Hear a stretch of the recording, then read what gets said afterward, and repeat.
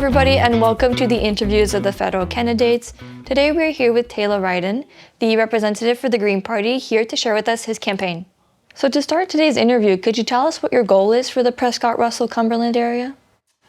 So the goal is always to make things better, to help where I can. I know we just came off a provincial election, and for me it was like, okay, do I want to run again? And kind of looking at what's happening with the states and the trade war there. A lot of the issues, they're not going away. Cost of living still up. Housing is still really expensive. So it's like, okay, well, we got to do something. So I was like, okay, I'll jump back in. And yeah, the idea is to make things better. The Green platform has a lot of great ideas. And I think the biggest role I can do is to share that with everybody. Yeah, for sure. And how do you plan to engage the community in your decision making? So it's obviously it's one of those things where, a short notice in getting elections. So having, time to canvass everybody. How do you efficiently do that? So I kind of like, with a lot of friends and people, when I get out, try and get a pulse of what's happening. I'm also try and check up on news and what you hear, polls and whatnot. And so the top issues that come up are kind of broadly apply, but there's often these specific things to our area as well. Like concerns, I've got I play hockey with some of my farmer friends, for example, and cost of living and their issues. So I try to bring that for whoever I interact with, because I'm not a professional politician, but if you can just interact with people and kind of get a sense and talk with them and active listening, then you figure things out like that. So that's kind of been my process. Of course, I do have emails and ways for people to reach me if they do have questions. So I'm at Thaila Riden at greenparty.ca. So if anybody wants to email me and reach me there. I'm also on social media as well if people want to send me messages and whatnot for feedback. Yeah, for sure. And similar to that, how do you plan to get in the community support for your campaign? So broadly, with the Green Party, we have a membership base. It is something I'm finding, though, is a lot of people are, pretty stressed out with life. And so getting volunteers to come out right now, I'm kind of reaching out to people to kind of get lawn signs. And funny enough, the federal election starts. was collecting lawn signs from the last provincial election that had been buried in the snow, because it's like, okay, I'll have to come back a few weeks later. So gearing that up. And of course, it's time management. So we're a small team. I'm doing wearing a lot of hats. So coordinating, but getting the people to come out. So email is a big tool, social media, I'll be ramping that up. So I'm going to be registering to get on the ballot tomorrow. So we are the first today. So April 2nd, tomorrow, hopefully I get everything lined up. So I will be much more loud and announcing that I just wanted to be a bit more proactive, not to get too much out before getting registered and on the ballot, but I've got my signatures and whatnot. So, but email, social media, I think my big tools to reach people. Yeah, well, that's great. And what distinguishes you from the other candidates? I'll speak from. I know actually Julie comes from the area. Myself, I've been here since I was 6, so I've grown up in the area. I've got roots. As a musician, I've played gigs around the area. I went to school. My first jobs were here. So I've got a lot of connection, a lot of friends. And try to be active in the communities that I live. So I've got a community garden. I work with the food bank. I'm a bunch of environmental organizations, Eco East, the Vankleek Nature Society. So try and be involved. Do shoreline cleanup. So community events, play hockey in the area. So just doing things in this area, and I really like it. I love the rural kind of way of life. I love the natural heritage we have, and proud of we've got a lot of cool industries and a lot of creative people. Worked for Bozell Natural Brewery back in the day, so a lot of cool things happen in this area. So yeah. And what made you decide to run as a federal candidate?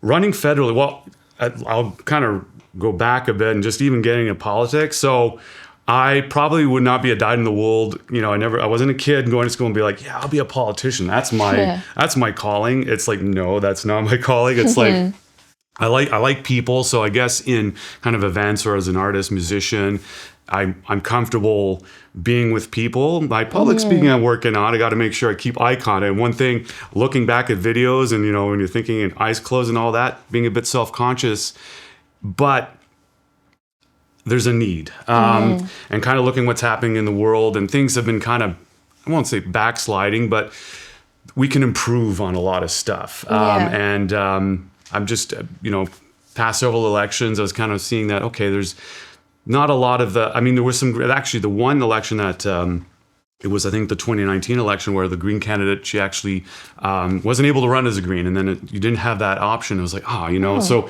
that got me thinking, but then the pandemic hits, and then there was a lot of, the protests, the issues with misinformation, public trust in how government does things, and government definitely, you can't give it a free pass, but a lot of people right now there's less faith in democracy, and I think now is the time to strengthen and make democracy work more for the people. So things like that, these kind of issues, seeing rising costs, management.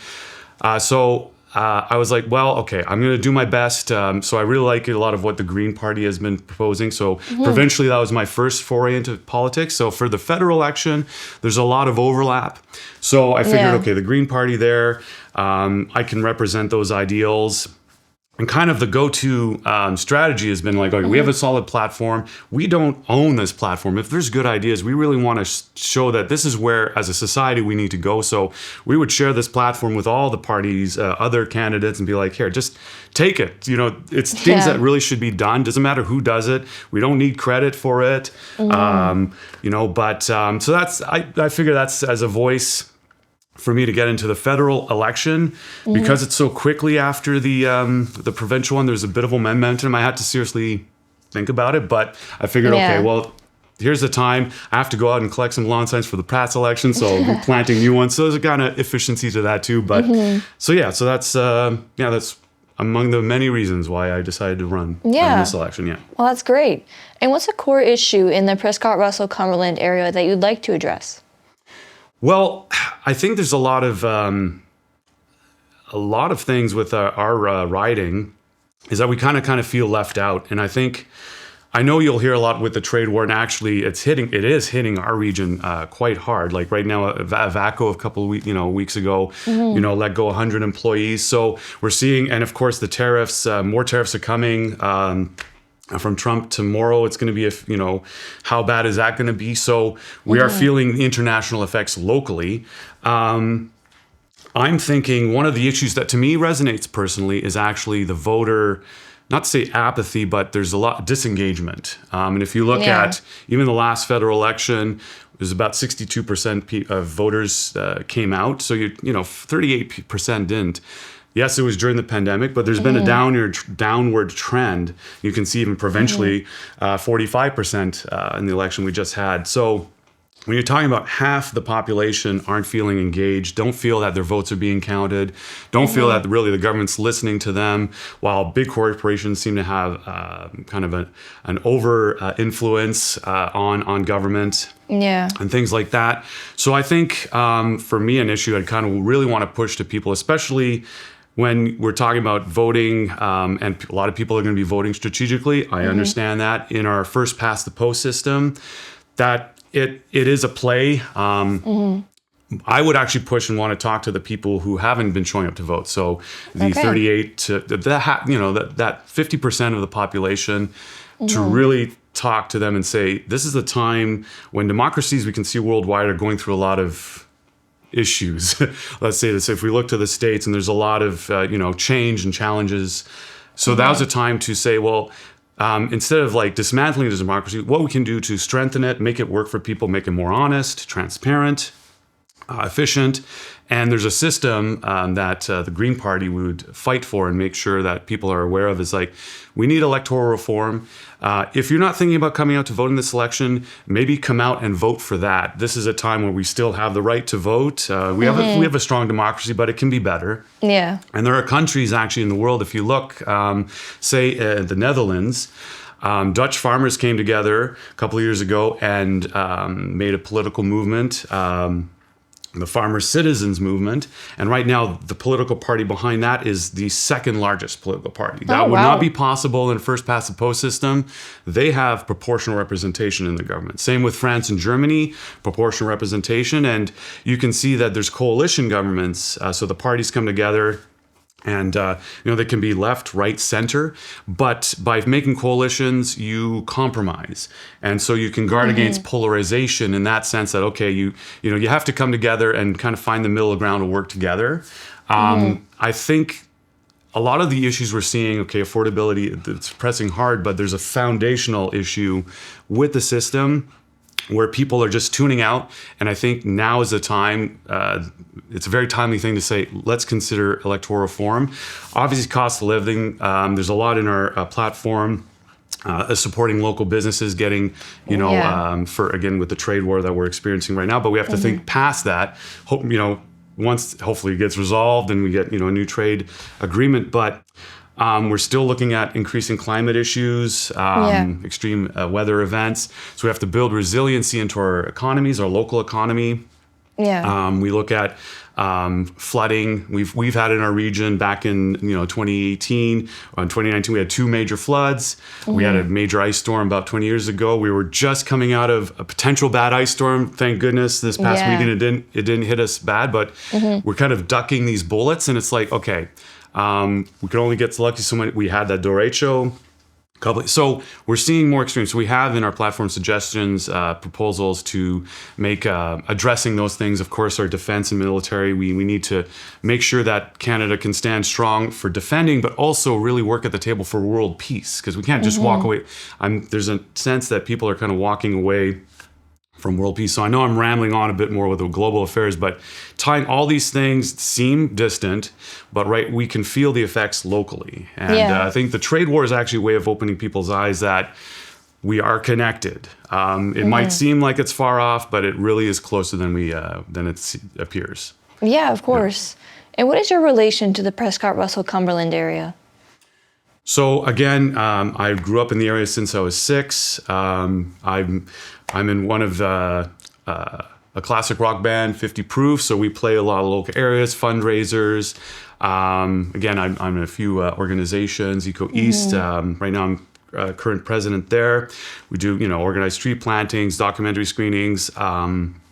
So my ties are, community level. I worked again, my last job. Now I'm actually kind of stepping back as a stay-at-home parent. But I worked as a market gardener was my latest job, and just working in the area. So there's a lot of ties to this area. And leveraging that, I come from that. I'm kind of raised and was shaped by this our writing.